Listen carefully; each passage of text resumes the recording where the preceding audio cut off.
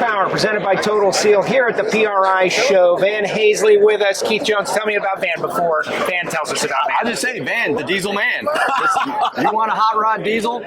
This is your man. Well, as long as it's 6 cylinders. I can't count to 8, Keith. I'm just specialize in the Cummins platform. We're dysfunctional. Yeah, dysfunctional. It's almost like in the tractor pulling world, the John Deere versus the International. Yeah. Well, now in the truck pulling world, now it's the Chevrolets, the Duramaxes versus the Cummins, or the Fords versus the Cummins. I was going to say, we're back to the Ford Chevy Mopar wars. Wow. Yes, it is. Yep. And that's what the customers and the spectators love about the sport, because they can relate to their neighbor's pickup truck. Yeah. Hey, I'm rooting for that Chevrolet. It's funny you said that, because you have that branding, that win on Sunday, sell on Monday, that we'll say certain segments of racing, in my opinion, have lost. You look at it, you're like, what is that? Well, I think it's a Ford. I think it's a Chevy. And I grew up, around the NASCAR, fan world. We did. My dad was a gasser. He ran drag race stuff, but my old man was a Richard Petty fan. Yes. Okay. Mine So too. we And everybody else. had Chryslers because of Richard Petty, not the other way around. But that association, that branding that went with this thing, it was okay. He loved Petty. Petty's a Dodge man. We're driving a Dodge. So you had that, and you have that in the diesel world. And I think so much of that's been lost in other forms of racing, simply because you've lost that brand identification. You're exactly right. I mean, we go to a NASCAR race today, it is hard to identify because the aerodynamics of the cars are all the same. What is that? But what you're just talking about, Richard Petty, people in racing have forgotten where Richard Petty come from. Grassroots racing. Here in Indianapolis today, Keith, look at all these people. Where are they starting? Grassroots racing. Grassroots racing, Yes. bracket racing, dirt track racing. Yes, We're starting, and I'll go back to that drag race world. I mean, it's kind of hard to go circle track racing with your grocery getter. Yes. But you can take it to the drag strip. Yep. And starting at that, that cornerstone, that foundation point is where it starts. And I know there's a lot of that in the diesel world. There really is. And, both the National Tractor Pullers Association and the Lucas Oil Pro Pulling League, they realized that here was an untapped customer base where farming has grown so big today. You just don't have the small farms with 5 or 6 cows and the guy's farming 100 acres. It's mega farms now today. But your neighbor's got a Chevy on one side, the other guy's got a Ford, and then this poor guy's got a Dodge stuck over here. Yeah. And so those, all of a sudden, these organizations realized that and said, hey, we can draw a new fan base. And so that's where the pickup trucks come from. Yep. But we started at the county fairs, grassroots, and paid the dues, some of myself and other pullers in this sport. And I can remember we used to joke about, we were coming home of the morning and Cracker Barrel was opening up because we were the last class to pull. Yes. Amazing. Let's talk about some of the engine technology, because for me, I'm not diesel knowledge. Sure. Right? Combustion, yes. Diesel, no. But it seems like there's endless potential. There is. Endless potential. Like, you guys haven't really even gotten to the scratching the surface of what's possible. Right. Like for all of you viewers today, down in booth 2505 is the actual engine out of Rock Hard Ram. And that is our new 2022 version. It is a billet aluminum block. We have finally outgrown the factory water jacketed block, Keith. We had to do like everybody else in the high performance racing world, build a billet piece. But the foundation of that Cummins started out in 1988, 160 horse.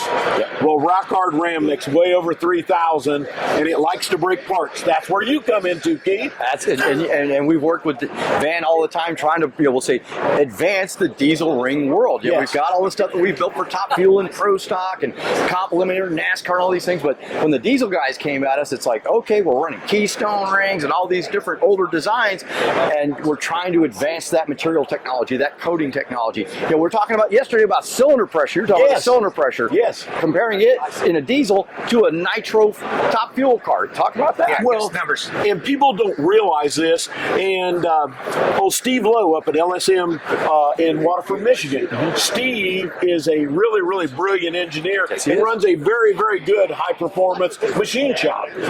We were having head gasket trouble. It was just unbelievable. unbelievable. ARP was building us bigger and better studs, better material, but we still couldn't hold the heads on these things. And Steve Lowe told me that a diesel has more cylinder pressure than any top fuel dragster because we don't have a pre-burn and a post-burn. We have one giant explosion. And so now the OEM are fighting the same problem in development of hydrogen engines. Hydrogen has one explosion, whole new problem for them. Right. Yes. Interesting. And so, Keith, like what you're being tested. How are you holding up? How are we holding up? Yeah, Our stuff's holding up great. That's He's pushing the limit, and what we do is just we'll say that call and response. Van calls, we respond. Hey, it's doing this, it's acting like that. We find the next material level that we've got to go to, the next thickness we have to go to. So every time he pushes it and gets it to that edge, we try to respond with something that we're gonna, hey, this is gonna do it. We're gonna go tool steel. We're gonna go this size. We're gonna go to these coatings. We're working with Van right now on head sealing rates. Yes, correct. The next, that finding that weak link. Yes. So, and another part of your world, and I really kind of go back, and nowadays, like you said, you now are at that, I'll call it even still the beginning edge, that cusp of aftermarket parts. Correct. You're having ARP build pieces, you're building billet blocks, but the diesel guys, the pulling guys, I kind of compare them to the old hot rodders back in the 40s and 50s. You didn't have anywhere to go buy parts, so you were taking pistons out of, I'll say a Massey Ferguson and bushing it down to take the wrist pin because the wrist pin out of the Deere was better, and mixing and matching in truly old school hot rodders, turning pistons down, cutting the domes down, reworking the head from this engine to put on the engine because there are no aftermarket parts. And now this world's emerging, and it's amazing the potential and the power. It's so funny you mentioned that, Keith. I can give you one prime example. When I first built Rock Hard Ram 12 years ago, I called Lakewood, which at the time was in Cleveland, Ohio. Mm-hmm. I said, hey, I need a blow-proof bell housing because I like my feet. Believe it or not, they're handy. I like my feet. They're kind of handy. That was the number one thing. I was not going to run a hot rod without a blow-proof bell housing. Yep. I called Lakewood, told them I wanted a bell housing for the Cummins, and they laughed. Yeah, it's like, But you want a what? Nowadays, how many times does your phone ring off the hook? I need rings for a Duramax. I need rings for a Ford. I need rings for a Cummins. And you as manufacturers all of a sudden say, whoa, these guys aren't as dumb as they are. They've got money. They're doing something. Let's make parts. And Maw, we just had a talk with Maw. Yep. And Schaefer Oil, same problem as you. We just kept having bearing problem. I met with Dan Beal at Maw.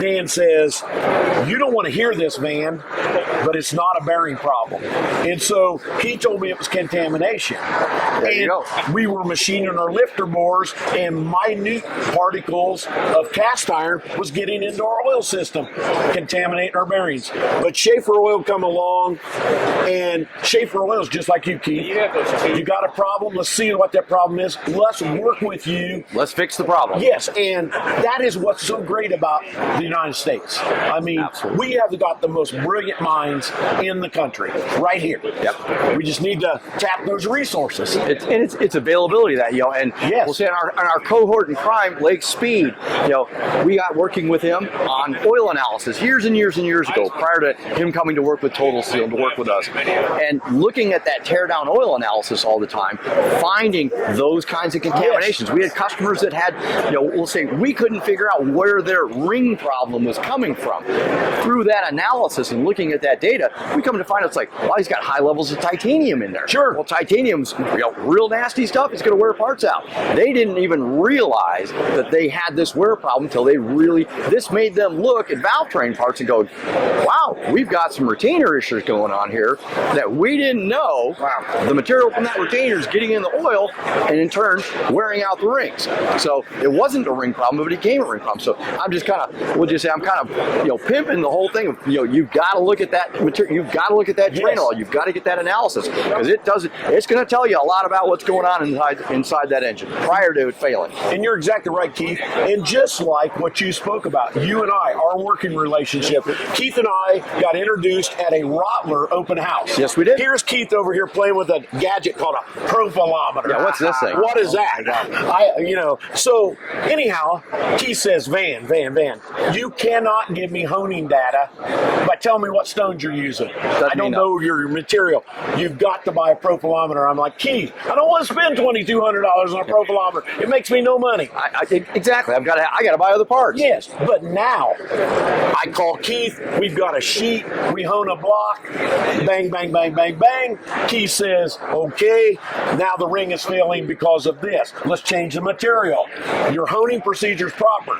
But we will hone six blocks the same day, Keith, and we'll get 6 different numbers on every block. All day long. So your sleeves, your block, that day that block was cast, maybe harder or softer. Yep. And so now we own a fortitude of diamond stones. Yep. But at the end of the day, you get them all right. Yes, yes. And that's one of the keys to the whole engine package. Like I said, now we're working on head gasket sealing. You've got to get, each time you fix an issue, you find the next one. Because we eliminated this weak link, we're putting that much more work, and we're putting that much more pressure on this next part. We've got to, okay, now that part's giving us trouble. Yes. And we just keep evolving it, and it's ever evolving. And just what you spoke about, that is my job. I have some of the most wonderful employees at Haisley Machine in the world. And we've got an in-house dyno. And our job as an engine builder is to break parts so I can sell you the best parts there is. Absolutely. And this is like a kid in a candy store. If you've never been to Indianapolis PRI show, you've got to attend this one time. If you are anything in the racing world, this is the place. This is Walmart. Yeah, this is, and as you said, being on the dyno, you need to break it on the dyno so they don't. Yes, and that's the key. And we service over 50 competition engines a year. And at Haisley Machine, we are now developed a new midget car engine. So Keith, we got a whole new problem. We got midget. We speak midget. We speak midget. Yes. Excellent. Van, we always like to we try to extract some knowledge for the next generation of people following in your footsteps. Young diesel guys who are trying to get their shops together, trying to get their machine shops together, want to learn, want to be a part of this community. What do you say to those people when they ask you? I'll tell you, that is an excellent question. And once again, I come from farming. I was a young kid, 1978, when I got out of high school. There was no opportunity in farming. Interest was 21%. The economy was in a bad recession. My dad said, son, you better find something else to do. So I went to the military for 7 years and grew up. The best thing I ever did. But I tell young kids today, get your butt out of bed. There's one thing in life that you can do. Give up sleep. You can sleep when you're dead, Keith. Exactly. If you want to make something out of your life, get your butt out of bed. Don't sit in front of that TV. Let's go make something. Use your hands. Use your hands. Dynamic personality right here. Van, thank you for joining us on Hidden Horsepower. Keith, another great episode. Absolutely, we got to get him back on the phone. Much. This is like a live edition. We got to get him on the phone line for a little bit Absolutely. more. Hidden Horsepower presented by Total Seal, Apple Podcasts, get you in for the full run. Spotify. Write us a review for more stuff like this. Van, thank you so much. Thank you. Appreciate it. Appreciate it. From Thank you, bro. PRI Appreciate you 2021. coming on, man.